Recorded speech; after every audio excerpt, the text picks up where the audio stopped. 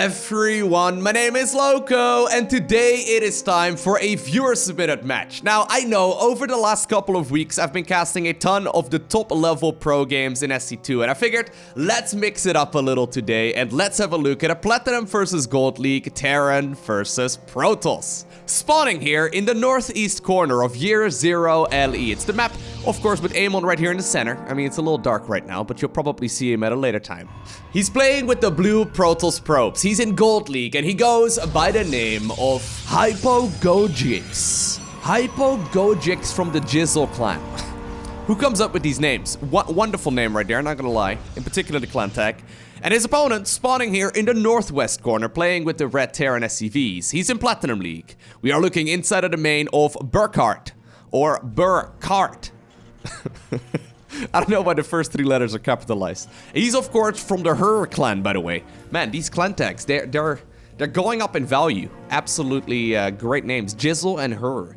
Anyways, in case you only recently subscribed to the YouTube channel, first off, thank you very much. I appreciate it. But in case you recently subscribed and you've never seen me cast a viewer-submitted game before, these are not normally just your regular games of Terran versus Protoss in Platinum League. Usually, it's only going to be the crazy ones that are actually the ones that I end up casting on this channel. If you have an awesome game of StarCraft that you recently played yourself as well, go ahead and submit it to replays at LowkoTV. Modless is the one who checks out all of the games and he selects the very best ones for me to go ahead and cast, and usually it's gonna be the crazy matches. So feel free to submit it if you have an awesome game that you played yourself, and maybe I will cast yours right here in the future. Regardless, it looks like Burkhardt has decided to send an SCV towards the opponent's third base. And he's planting... Ooh, okay, he is planting down what seemed to be a factory right there on his opponent's side of the map. Not entirely sure what the plan of that is. We'll see what he is gonna produce out of that here in just a little bit. Now, I've got a feeling if, like, a probe would send the lookout right here, right? I am pretty sure that would just be easily envisioned, and this should be shut down relatively easily. Regardless though, HypoGojix, for the time being, has decided to go for 3 gateways right here on one base, which kind of indicates to me that he's likely not gonna expand anytime soon. In particular, right now with the robotics facility coming down as well, he's likely focusing on some one-base play right here with the Protoss pieces. Cybernetics Core does start up right here with the Warp Gate research, and Burkhardt apparently is feeling a little bit adventurous. He's decided to lift up the factory and he's floating it inside of his opponent's main base. And now he's casually producing a Widow Mine. Don't mind me. Just getting a couple more factories going, put one inside of your main, don't even worry about it. Nothing's weird, or nothing weird is going on here. Burkhardt has decided to play very, very aggressively. Already queuing up a couple of those Widow Mines. If he manages to get one burrow off in a mineral line, right? This is going to be actually pretty difficult for our Protoss to deal with. Now, good burrow time right there. I think that at the very least one of these Stalkers should take a little bit of damage. He did get himself that robotics facility, obviously, at a really good time. So the Observer will be coming up here, and while the second Widow Mine should probably come out here as well, I've got a feeling that eventually these Stalkers should be able to make short work of this. But obviously, it only takes one good hit. There you go. That's one Stalker down. It only takes one good hit on the mineral line. Alright. Felt like he probably could have defended that a little bit smoother if he just tried a little bit harder to micro his probes. But hey.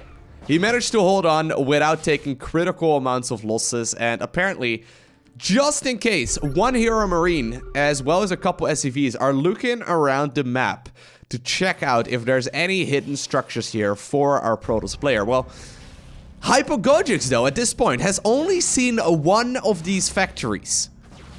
There's, however, 2 more right here on the low ground. They both have reactors on them, so Burkhardt is actually producing 5 Widow Mines at once.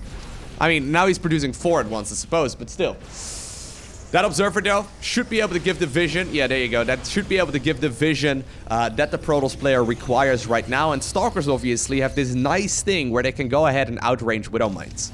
So I'm not so sure if this is the best strategy to go with if you are a Terran player. I've actually lost to it several times myself. as a Zerg player. So surprisingly enough, Mass Widowmine is really scary. I didn't know what the counter to it was for the longest time. Turns out if you go up against Mass Widowmine as a Zerg, usually it's gonna be Banelings that are really, really good against it. For Protoss though, I think you have several different options, right? But I think Stalkers are definitely the way to go in the early game. I mean, imagine getting a couple Colossus out. Or maybe a Disruptor. Ugh! Oh my god. So literally your only task is not using the all army hotkey, Hypogogix. If you use the all army hotkey, your units are likely gonna, you know, just run to their deaths. I guess another option for him is to get a sentry and just simply force field here whenever he needs to. But obviously Burkhardt though, while he is indeed putting on a lot of pressure here and he's making a lot of Widow Mines, he has also expended. So it is not like he's going quite for an all-in. Then again though, I think that Hypogogix can probably break out of his main here and just counterattack, right? And do a lot of damage. Although, oh my god, he doesn't like his Stalkers very much. Okay, there you go. There you go. That's the control we want to see. A couple of weak Stalkers at the very least, but it's okay. There you go. Look, he's even controlling his Widow or his Observer a little bit differently. Now, I love that. Burkhardt, hoping that that Observer would be floating above the Widow Mines, he decided to scan to hopefully deny that vision. Now with that Protoss army moving across the map though, it looks like indeed Burkhardt has the opportunity to maybe push up the ramp right here. And keep in mind, the Observer is currently with the army. So Hypogogix is going to be in a little bit of trouble right here as the Widow Mines are slow pushing forward. An Observer has been started up, but at the same time we also do indeed now see that Protoss army making its way across. And it will find indeed a command center right here on the low ground. A lot more Widow Mines coming up though. I like this a lot. Yeah, getting a couple of photon cannons obviously is very good. They don't target fire down structures, Widow Mines that is. But hey, if you could just walk in there. I mean, one of the Widow Mines... Oh, you gotta burrow! Burkhardt! Burkhardt! Burkhardt, I know you're worried about the Stalkers on the... Burkhardt! Oh my god. Could have killed all of those probes. It's okay though. It's okay. Look, there you have him by the way. Mr. Amon, hanging out in the center section right here of the top side of the map.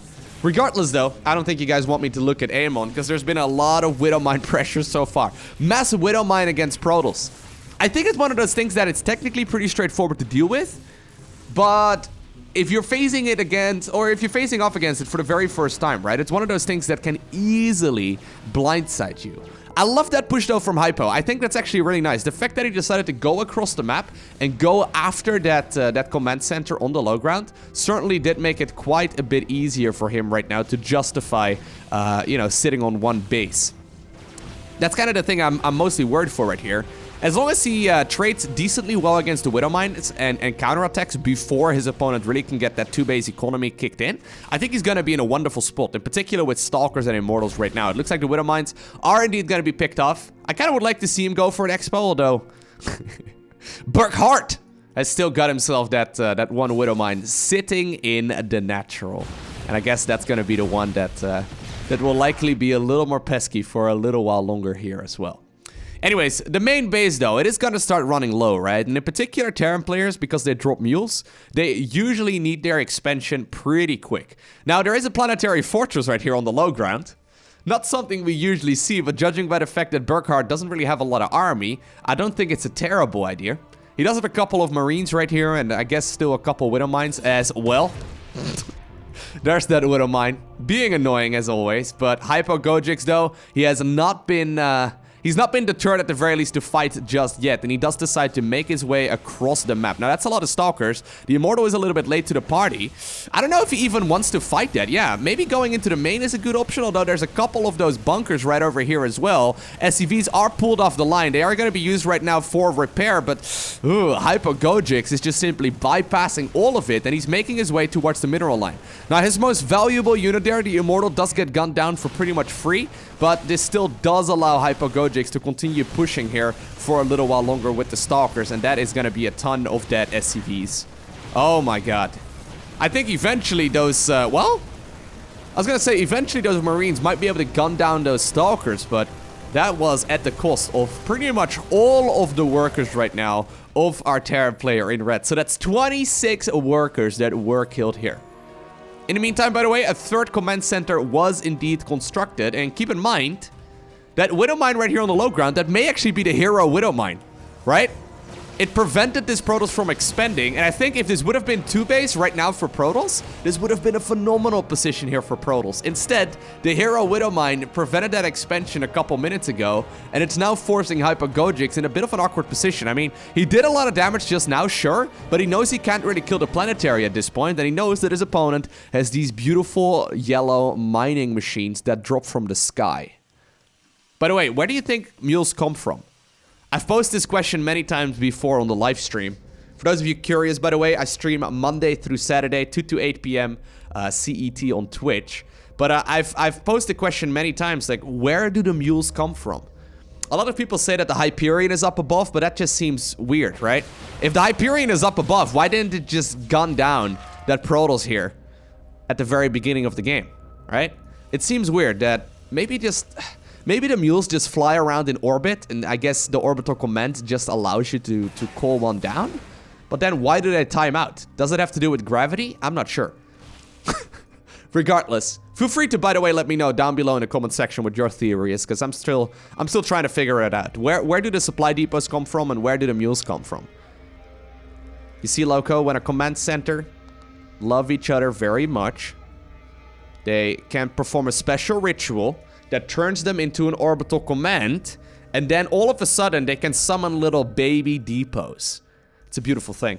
Now, I didn't really mind what the Protoss was doing here, but I feel like he's giving his opponent a lot of leverage, okay? The thing is, I've played this kind of game 1,000 times before, and I've underestimated mules very, very often. So at this point, it is 22 probes right here going up against 38 SCVs. Even though the majority of those workers were killed by the Protoss player earlier, having 3 command centers produce SCVs here all at once, plus those mules dropping from the sky, it really does allow this Terran to get a lot more economy than our Protoss player has at this point. So I do like the fact that he dealt with all of those Widow Mines, but exactly what is the follow-up plan right now? That's how you want to look at StarCraft, right? You want to look at win conditions. What is the win condition Hypagogix is going for right now?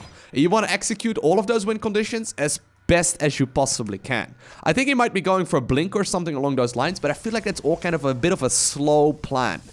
Now, what's the win condition right here for our Terran player? I guess going 6 starport is indeed going to be the name of the game. 6 starports and a dream. That's all that Burkhardt has right now, because if this Protoss moves within the next minute or so, he's going to be in a great spot. It's just that he's getting all of these upgrades, he's chrono boosting them and all that, but I'm looking at this and I've kind of got the feeling that Hypagogix is gonna wait for those upgrades to finish up, which I normally don't mind, but after you secure such a big advantage, I think you want to play a little bit more actively as well, in particular if you don't know if your opponent may have another hidden base. We see a fusion core coming down as well as 5 of those tech labs. So, Burkhardt, I've got a feeling this is not gonna be for 5 times, you know, the advanced ballistics upgrade for Liberators. I've got a feeling this is a mass battlecruiser switch. Now, if there's one thing that's true about battlecruisers is that they take about, give or take, 4.5 years to produce. I don't know how many of you have played Terran, but producing a battlecruiser takes roughly, give or take, 4.5 years. So I think Hypagogix still does have some time to move across the map. But if 5 battlecruisers finish, right, that could 100% be the end of this game right here for Hypagogix. In particular, if he is going for these Warriors of Ire, because the Zealots, they're not gonna shoot up, believe it or not. I mean, maybe they can lie on their backs and like, I don't know. Regardless, oh, I love seeing that on the production tab.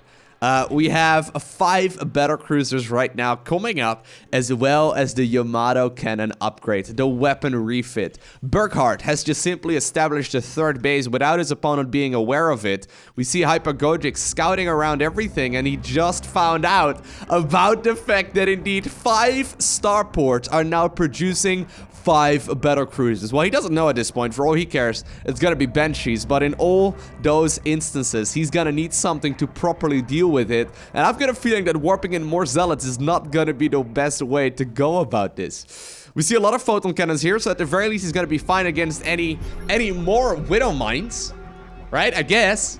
But is he gonna move towards that base over here? I think he will. I think he is gonna make his way over here. Still though, Those battle cruisers are just about ready to report for duty. Here they are. Do you think 5 battle cruisers is gonna be enough to deal with these stalkers? I've got a feeling that yes, they're pretty good. Here we go, tactical jump being utilized. We also see the planetary fortress right now being mass repaired. A scan will be used as well for no apparent reason whatsoever. The Marines still in those bunkers are helping out to the best of their abilities, but GG is cold. And Burkhardt, after proxying about 100 or so Widow Mines, or give or take, probably close to like 30, but after proxying a lot of Widow Mines, he is the one who obtains the victory by putting the nails in the coffin with battle cruisers. Not quite your regular game of Platinum League TVP. I hope you enjoyed watching this video. If you did, make sure you hit that like button down below. And if you want to see more, I upload Monday through Saturday. Hit that subscribe button so you get notifications as soon as future videos go live. A special shout out, of course, to the Patreon supporters. You guys are awesome. Thank you very much for your generosity. But for now, I want to thank you for watching. Have an amazing day. Do not forget to smile, alright? And I will see you once again in the next one.